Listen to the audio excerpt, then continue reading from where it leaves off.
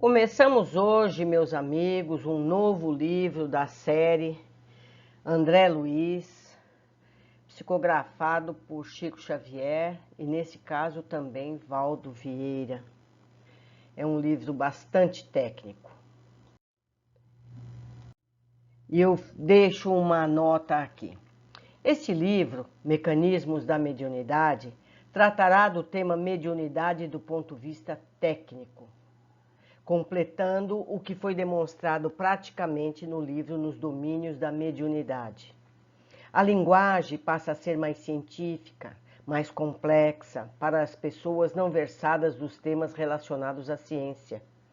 Os dois livros são complementares. Eu recomendo, para os que são interessados nesse tema, o canal do YouTube Caibar Schutel, com o link na descrição deste vídeo.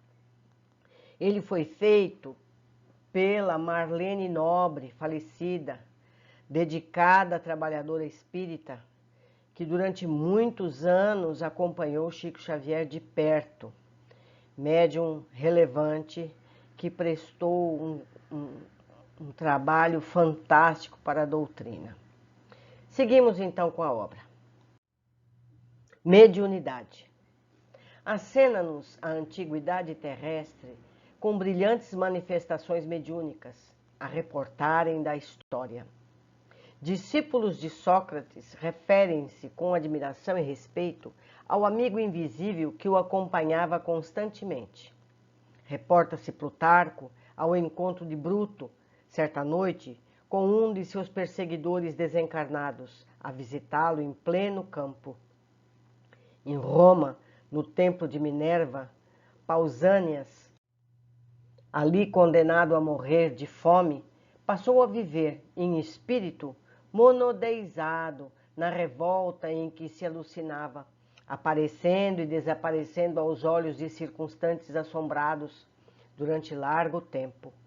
Sabe-se que Nero, nos últimos dias de seu reinado, viu-se fora do corpo carnal, junto de Agripina e de Otávia, sua genitora e sua esposa, ambas assassinadas por sua ordem, a lhe pressagiarem a queda no abismo.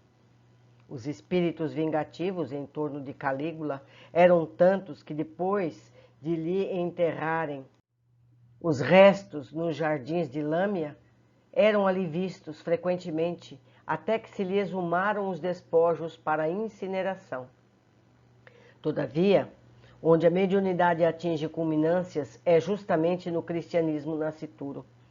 Toda a passagem do Mestre inesquecível entre os homens é um cântico de luz e de amor, externando-lhe a condição de medianeiro da sabedoria divina. E continuando-lhe o ministério, os apóstolos que se lhe mantinham leais converteram-se em médiuns notáveis.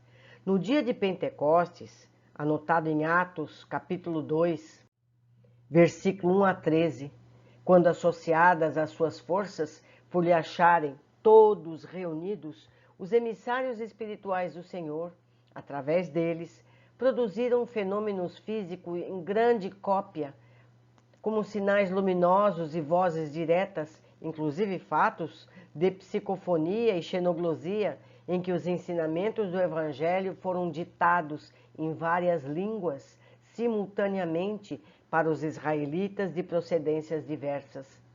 Desde então, os eventos mediúnicos para eles se tornaram habituais.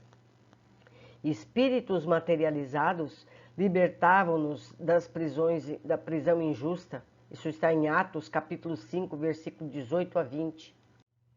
O magnetismo curativo era vastamente praticado pelo olhar.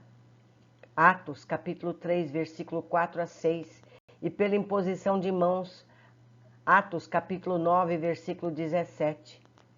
Espíritos sofredores eram retirados de pobres obsessos, aos quais vampirizavam. Atos, capítulo 8, versículo 7. Um homem objetivo e teimoso, quanto Saulo de Tarso, desenvolve a clarividência de um momento para o outro, vê o próprio Cristo às portas de Damasco e lhe recolhe as instruções. Atos, capítulo 9, versículo 3 a 7. E por que Saulo, embora corajoso, experiente, enorme abalo moral, Jesus, condoído, procura Ananias, médium clarividente na aludida cidade, e pede-lhe socorro para o companheiro que encetava a tarefa. Atos, capítulo 9, versículo 10 e 11. Não somente na casa dos apóstolos, em Jerusalém, mensageiros espirituais prestam contínua assistência aos semeadores do Evangelho, igualmente no lar dos cristãos. Em Antioquia, a mediunidade opera serviços valiosos e incessantes. Dentre os médiuns aí reunidos, um deles, de nome Agabo, está em Atos capítulo 11, versículo 28, incorpora um espírito benfeitor que realiza importante premonição.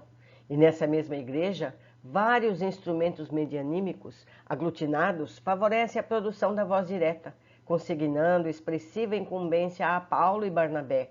Isso está em Atos capítulo 13, versículo de 1 a 11.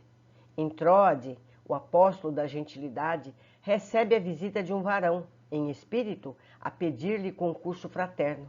Isso está em Atos capítulo 16, versículo de 9 a 10. E tanto quanto acontece hoje, os médiuns de ontem, apesar de guardarem consigo a bênção divina, experimentam injustiça e perseguição. Quase por toda parte, padeciam inquéritos e sarcasmos, vilipêndios e tentações. Logo no início das atividades mediúnicas que lhes dizem respeito, vêem-se Pedro e João segregados no cárcere. Estevão é lapidado. Tiago, o filho de Zebedeu, é morto a golpes de espada. Paulo de Tarso é preso e açoitado várias vezes. A mediunidade, que prossegue fulgindo entre os mártires cristãos, sacrificados nas festas circenses, não se eclipsa, ainda mesmo quando os ensinamentos de Jesus passam a sofrer estagnação por impositivos de ordem política.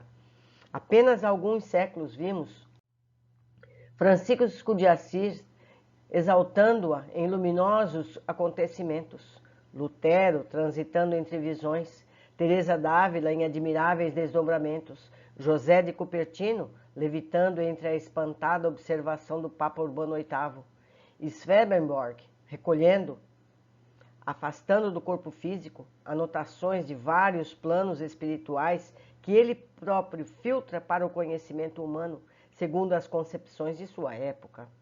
Compreendemos assim a validade permanente do esforço de André Luiz, que, servindo-se de estudos e conclusões de conceituados cientistas terrenos, tenta também aqui, sobre esse tema desta obra, André Luiz é o autor do outro livro intitulado Nos Domínios da Mediunidade. Isso foi uma nota da editora. A colaborar na educação dos problemas da mediunidade, cada vez mais inquietantes na vida conturbada do mundo moderno. Sem recomendar de modo algum a prática do hipnotismo em nossos templos espíritas, a ele recorre, de escantilhão, para fazer mais amplamente compreendidos os múltiplos fenômenos da conjugação de ondas mentais, além de, com isso, demonstrar que a força magnética é simples agente, sem ser a causa das ocorrências medianímicas, nascidas invariavelmente de espírito para espírito. Em nosso campo de ação, temos livros que consolam e restauram, medicam e alimentam, tanto quanto aqueles que propõem e concluem, argumentam e esclarecem. Neste critério, surpreendemos aqui um livro que estuda. Meditemos, pois, sobre suas páginas. Emmanuel Uberaba, 6 de agosto de 1959.